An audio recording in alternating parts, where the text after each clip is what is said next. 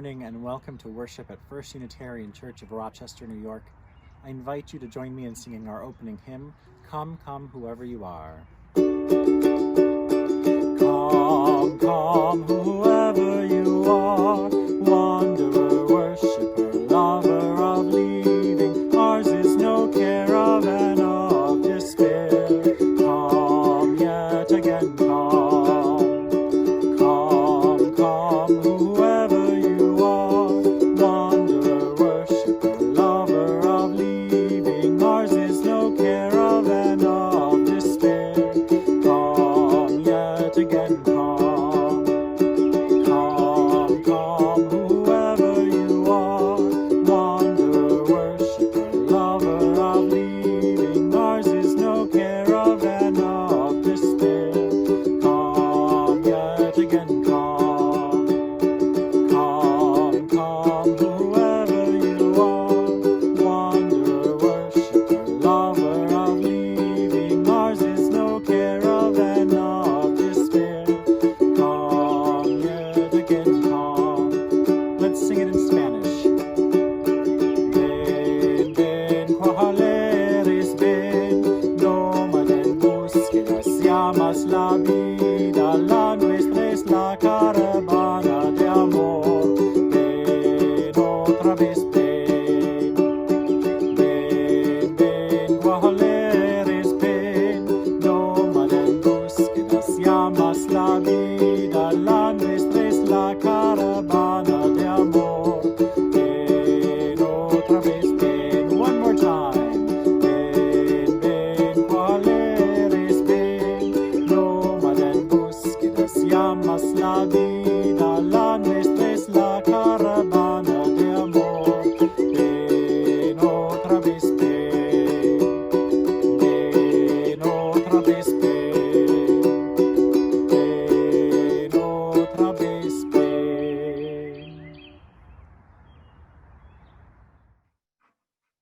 Good morning and welcome to First Unitarian Church of Rochester.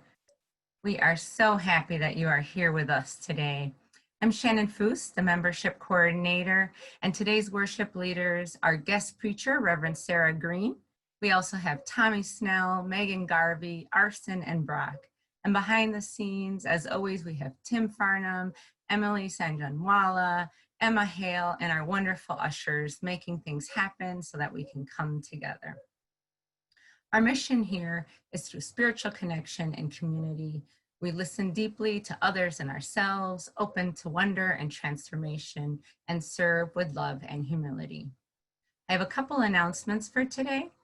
First, I'll be offering you U101, an introduction to Unitarian Universalism and First Unitarian. Please check the chat box for more information and how to connect. We will also be having coffee hour after service, so please stay to connect with other UUs.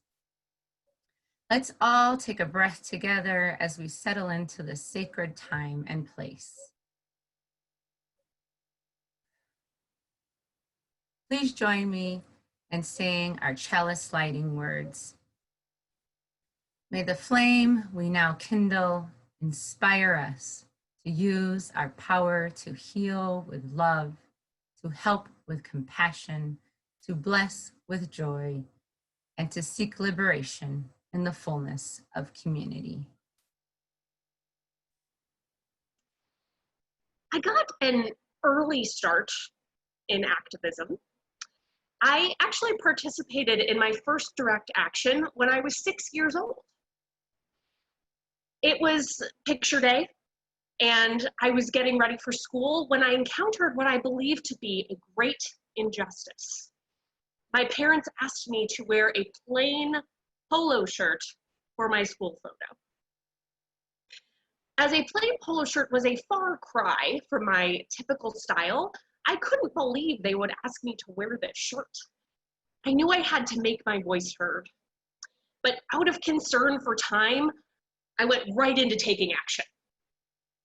I quickly collected every pin button I could possibly find in the entire house, and I strategically affixed them on the front of the shirt in a way that Really, no one could tell that I was wearing a white polo shirt or that a polo shirt maybe even existed under all of those pins. It was just too hard to tell. When I was finished, I realized this shirt was not the most comfortable to wear, but I decided the minor physical discomfort was much more tolerable than having to be photographed in a shirt that was not reflective of my true aesthetic. So with a loud jingling, I walked downstairs and I made it clear to my parents and the world that I was willing to go the great and unconventional lengths for the possibility of justice. And I think this is why we come to church. While the experience I've shared is intended as farcical and certainly no comparison to the grave injustices that we are fighting today, it's a lighthearted illustration of how committed we need to be to live out our principles as Unitarian Universalists. Here at First Unitarian, we dedicate ourselves to doing what is necessary to pursue justice in our world. We open our minds to the potentially unexpected, unconventional, and maybe uncomfortable paths that this may require us to walk. And as we go down that path, we remain open to the wonder and transformation we may find along the way. Please join me in singing For the Earth Forever Turning.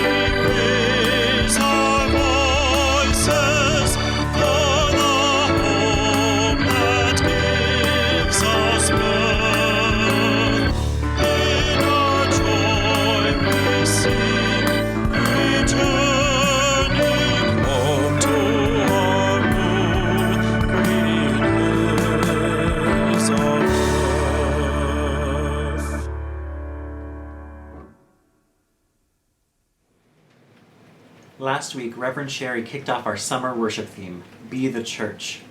It calls us to actively live out our mission of listening deeply to others and ourselves, opening to wonder and transformation, and serving together with love and humility. This week, our call to be the church comes from the Greater Good Committee. Yes, Christmas is just 166 short days away. So I'll turn it over to Rebecca to tell us more. Hello and good morning to everyone. I am Rebecca Spence, a member of the Greater Good Committee. I am here today to talk about the greater good. The greater good is one way our church community comes together to serve needs greater than our own. As a community, we make a commitment to live more simply during the holiday season by giving half of what we would spend to a charitable organization in the greater Rochester area. This is a whole church endeavor. Our children will vote in the fall on the selected organizations, making them an important part of this process. Currently, we need nominations for this project. Organizations must be not-for-profit. The contact information will be listed in the following slide. These contributions remind us of needs greater than our own and lift up living simply so others can simply live. Thank you.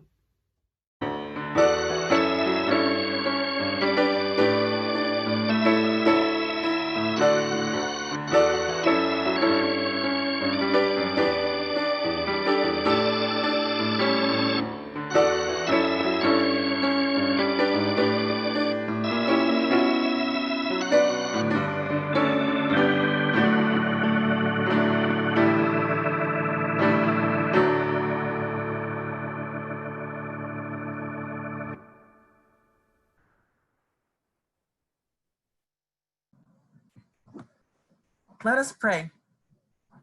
Spirit of life and love and justice and equity and reorienting, spirit of waymaking, spirit of imagination, spirit of creativity.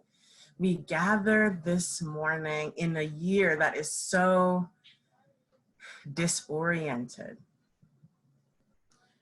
We gather here in a year where a month feels like a decade. We gather here in a year where we have more questions than answers. And we gather here in search of those answers, in search of clues of how you are in the world with us. We search for clues of how you are near. We search for ways we can feel your presence. So today, Spirit of life and love, let us feel you close. Let us feel you in our bones. Let us feel you in our homes. Let us feel you in our communities. Let us feel you in the wavelengths in between our internet connections. Let us know that you are near. May it be so.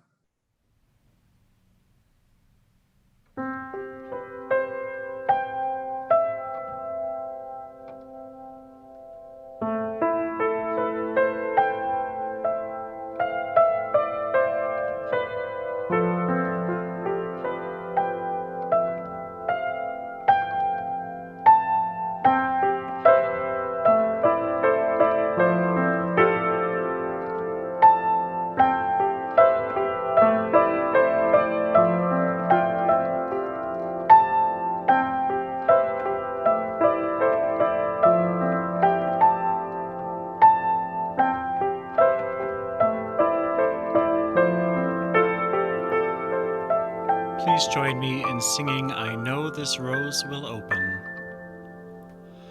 I know this rose will open. I know my fear will burn away. I know my soul will unfurl its wings. I know this rose will I know this rose will open. I know my fear will burn away. I know my soul will unfurl its wings. I know this rose will open. I know this rose will I know my fear will burn away. I know my soul will unfurl its wings.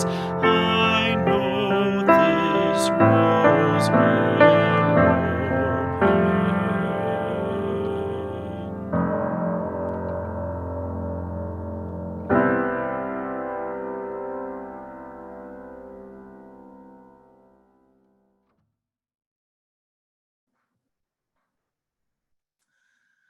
Do y'all know who Erykah Badu is? She's a musical artist that she's very eclectic. Sometimes she'll just like walk around the world with like a weird hairdo or something as a hat, or she's so strange. She makes really amazing music, but her aesthetic can be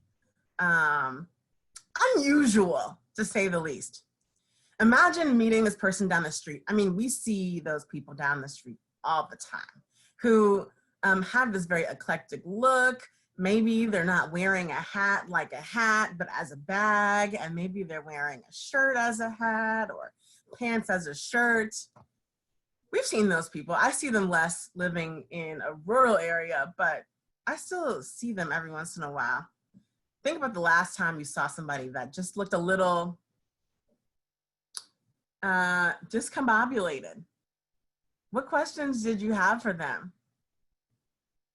Moreover, how did that person make you feel? Sometimes we get a visceral reaction when things are not ordered as we expect. It makes us uncomfortable because we have tried so hard to order ourselves correctly in the world. So I saw a video entitled "The Day I Met Erykah Badu." And it's a fellow artist, also very quirky, and they spend 20 minutes or so making music together. Well, I say music, but there's a genre of music called noise, which is simply that. This is about a step up for that. It did have percussion. You could follow it. But for 20 minutes, they were just jamming. And I spent a couple of minutes, even as a Gemini, so this means that this is, you know, odd and out there things are kind of my thing. Even I had to spend a couple of minutes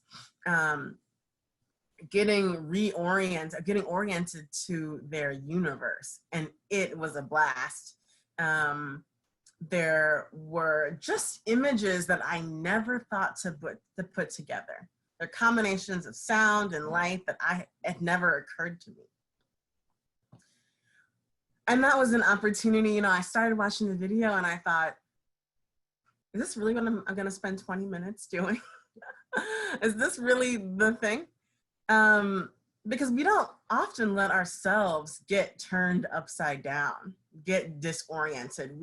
As we grow older, we become averse to those experiences. Some of us make room for inversions in our yoga practice.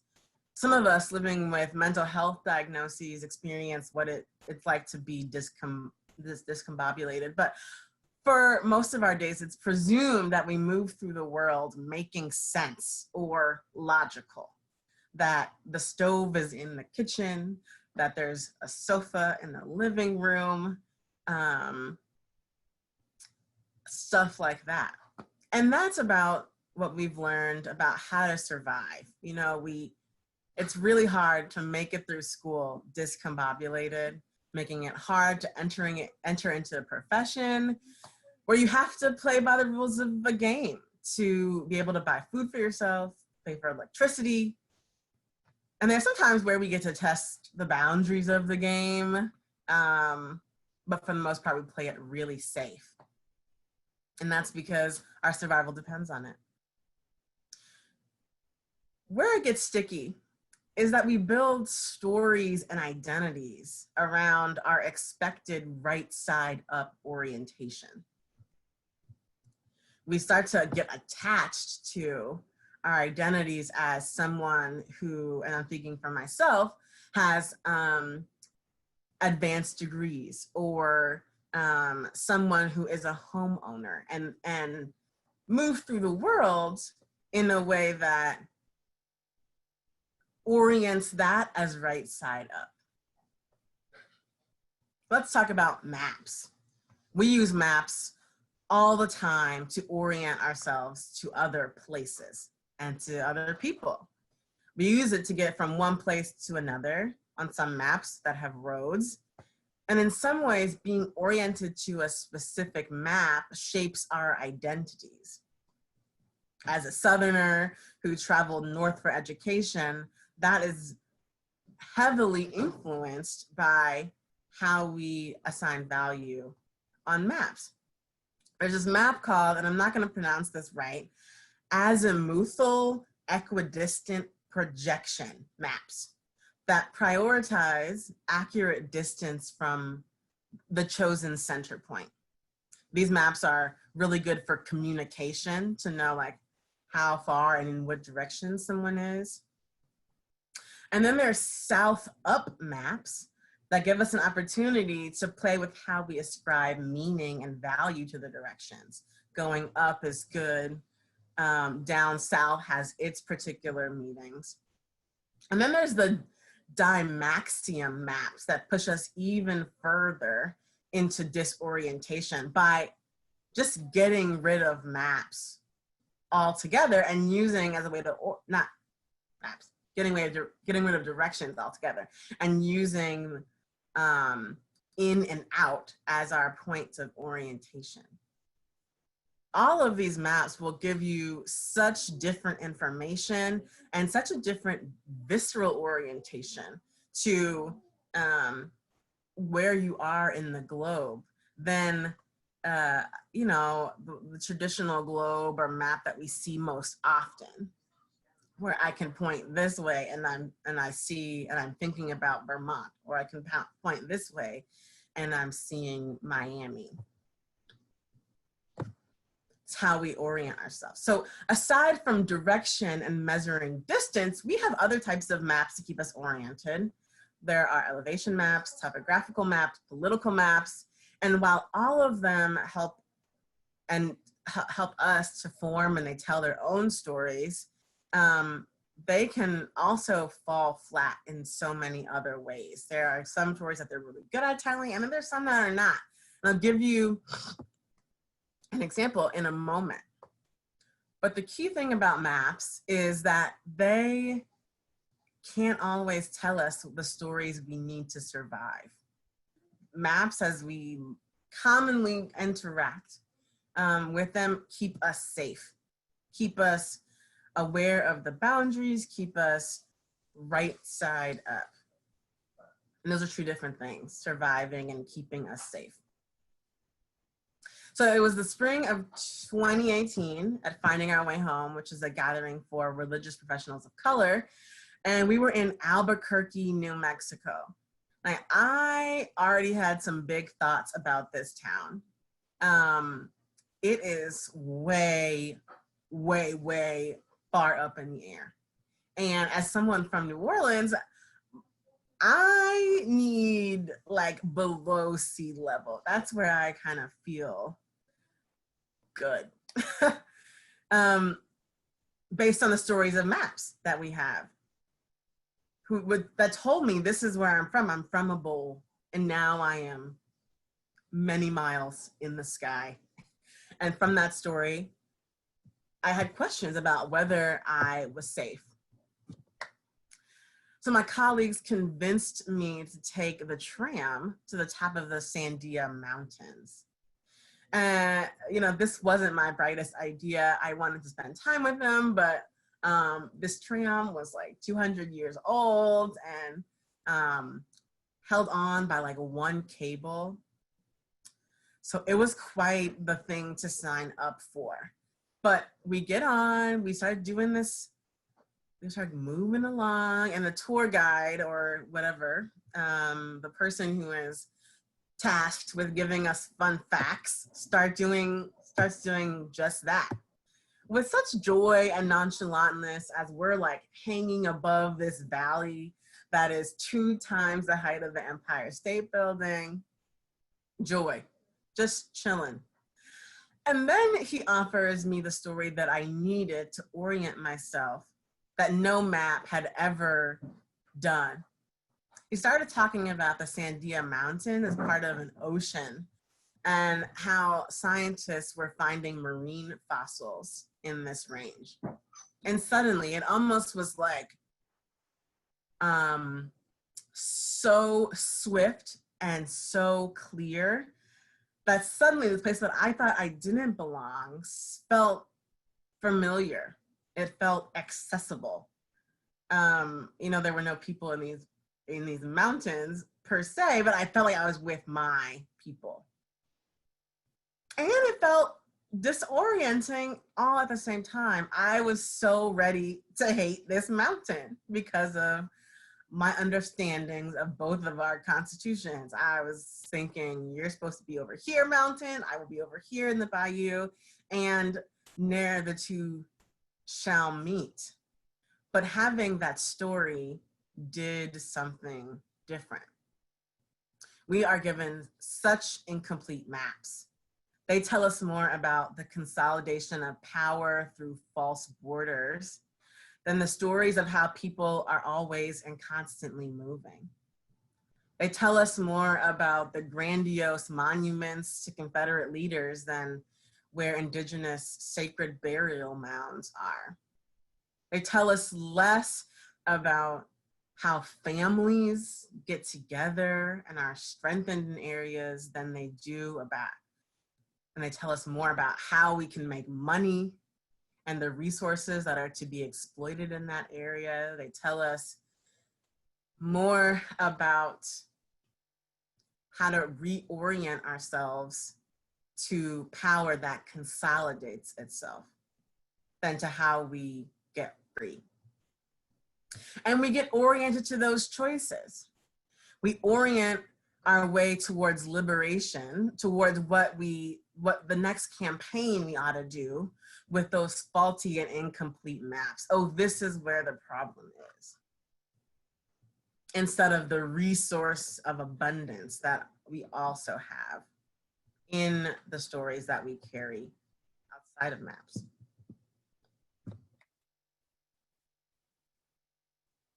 Having an incomplete map is like having a fragmented canon. Only some of the stories are allowed in by virtue of a canon. The idea, the concept of a canon or the concept of a map is that it can never encompass all of those things. There is no room for discombobulation. That is also central to the concept of a canon or a map, is to orient ourselves to what is good.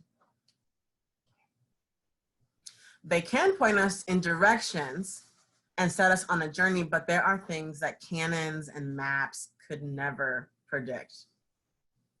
Think about back in the day when we used our Rand McNally map for road trips and all of the unexpected twists and turns and stories along the way. The map didn't tell you about all of those things. But I'm thinking about this journey that we're on and how we use different tools to orient and reorient ourselves right side up. And I'm thinking about our fourth principle, the free and responsible search for truth and meaning.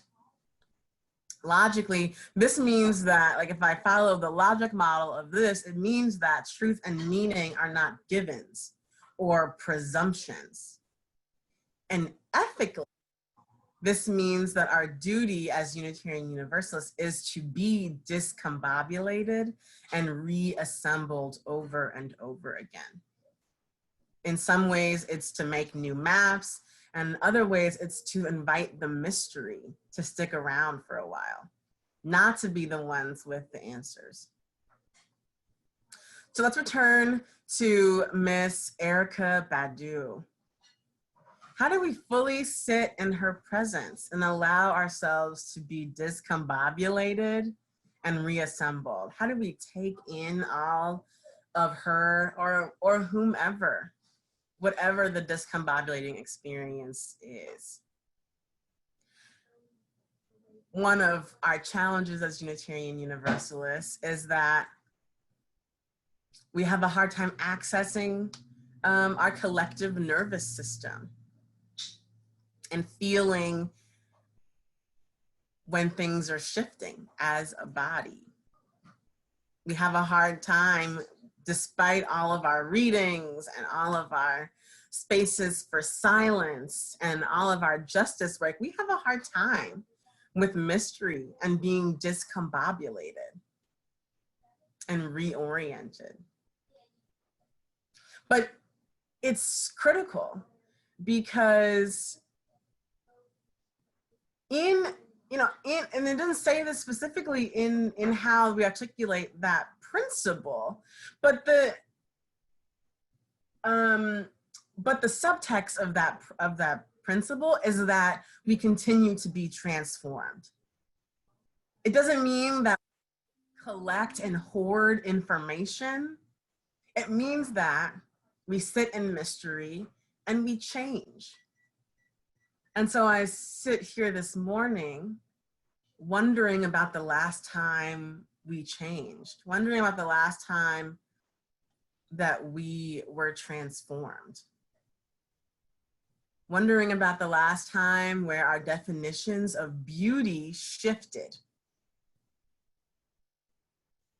as a measure for how seriously and rigorously we're taking this free and responsible search for truth and meaning.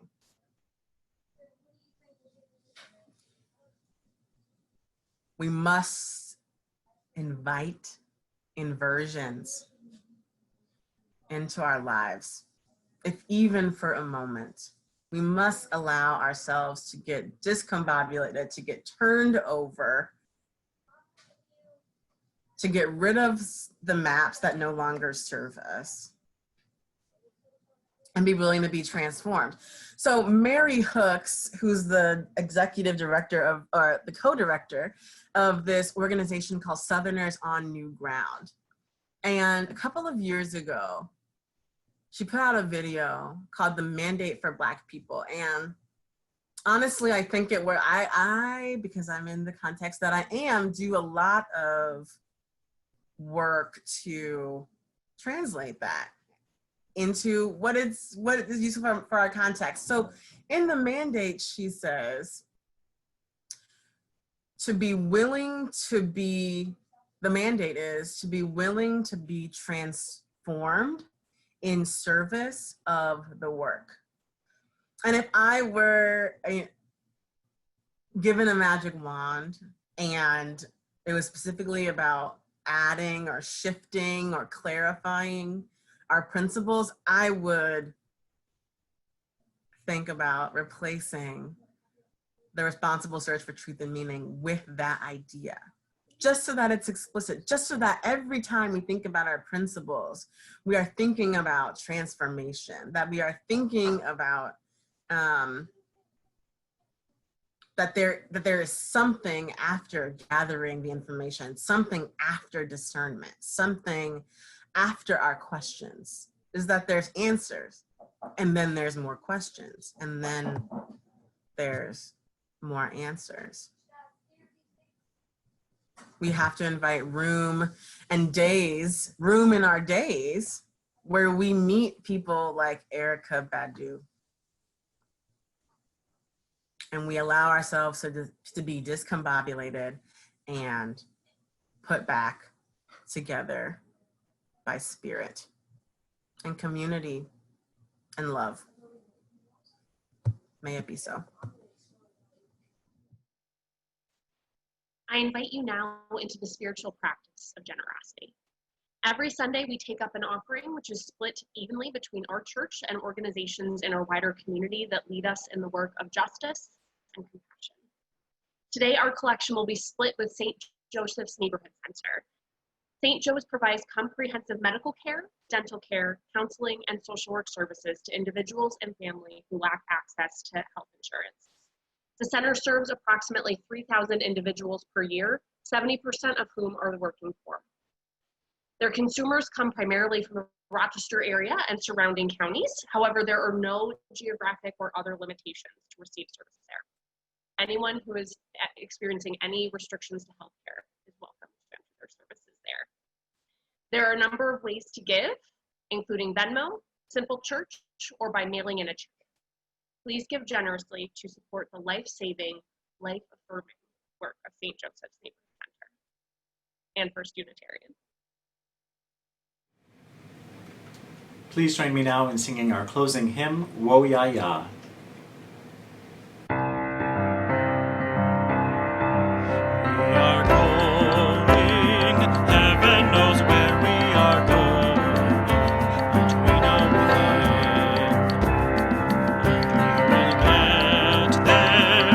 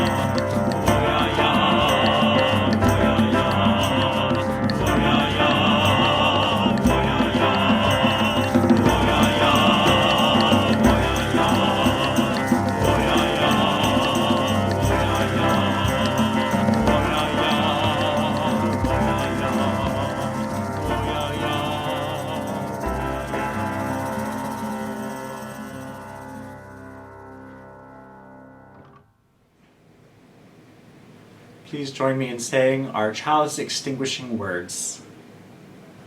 We extinguish this flame, but not the light of truth, the warmth of community, or the fire of commitment. These we carry in our hearts until we are together again.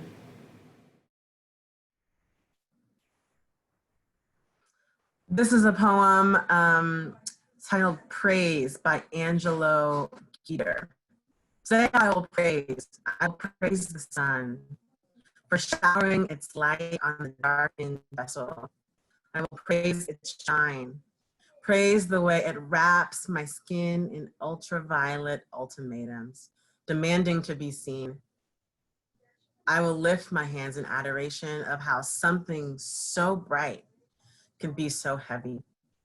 I will praise the ground that did not make feast of these bones.